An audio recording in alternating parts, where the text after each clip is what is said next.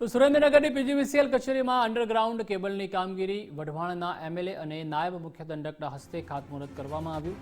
જિલ્લા ભાજપ પ્રમુખ હિતેન્દ્રસિંહ ચૌહાણ સહિતના મહાનુભાવો હાજર રહ્યા। કુલ 60 કરોડના ખર્ચે અંડરગ્રાઉન્ડ કેબલ નાખવાની કામગીરીનું ખાતમુહૂર્ત કરવામાં આવ્યું છે।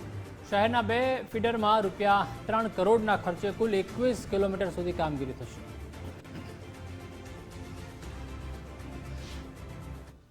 ગવર્મેન્ટ ઓફ ગુજરાતની જે રોબોટ્સ સ્કીમ છે, જે અંડરગ્રાઉન્ડ કેબલિંગ નેટવર્કનું કામ આજે એનું ખાતમુહૂર્ત કરવામાં આવ્યું છે।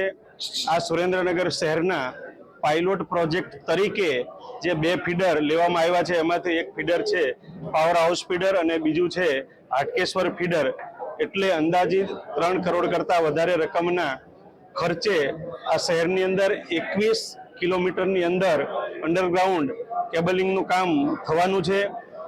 સીધો જ આનાથી આ વીજળી એક ગુણવત્તાયુક્ત અને સારી વીજળી મળશે, સાતત્યપૂર્ણ એનું જળવાઈ રહેશે।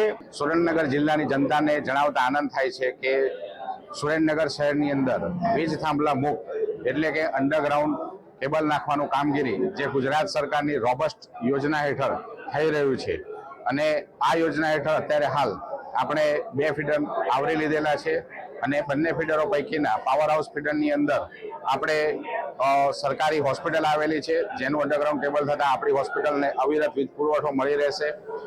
બીજું ફીડર છે હાટકેશ્વર ફીડર, જેની અંદર આપણી તમામ સરકારી કચેરીઓ આવેલી છે અને તમામ સરકારી કચેરીઓની અંદર અવિરત વીજ પુરવઠો ચાલુ રહેવાના કારણે ગ્રાહકોને પડતી મુશ્કેલીઓમાં નિવારણ થઈ શકશે।